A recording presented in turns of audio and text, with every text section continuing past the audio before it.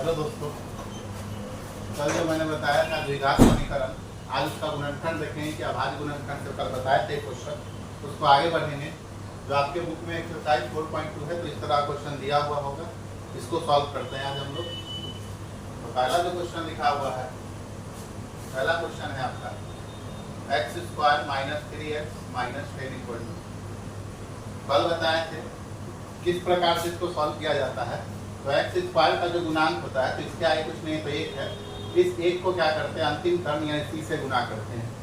तो a को c से बताए थे कि a को c से गुना किया जाता है, तो a को c से गुना करने कितना आएगा, तो 10 को गुणनखंड करते हैं तो 2 और 5 आता है, यानी इस 2 और 5 को इस तरीका से आपको जोड़ना है या इसको घटाना है कि जोड़ घटाव करके आपका बीच वाला टर्म -3 आता है।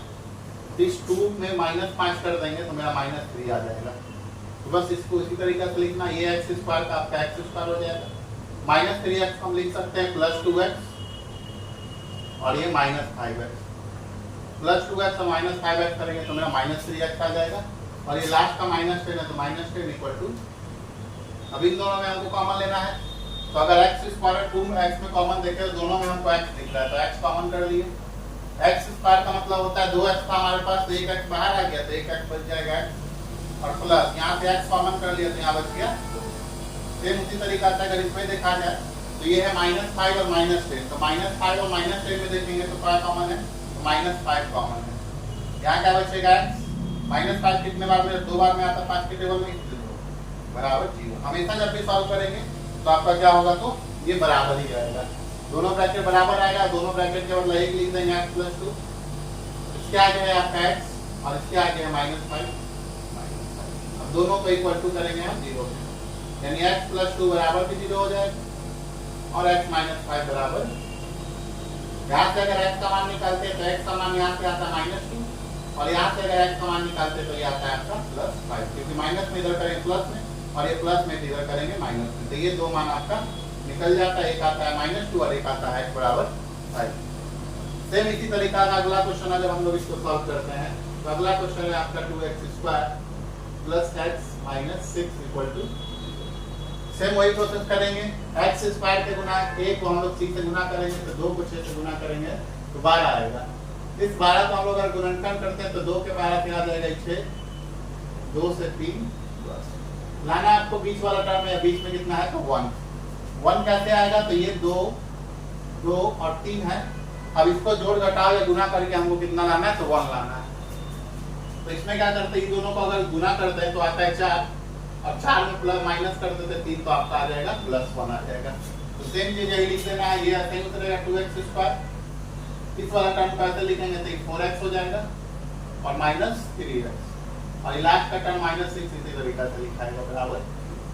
अब इन दोनों में कॉमन देखेंगे तो x तो है ही, साथ साथ 2 के टेबल में दोनों आ जाता है, इसीलिए हम लिख सकते हैं 2x।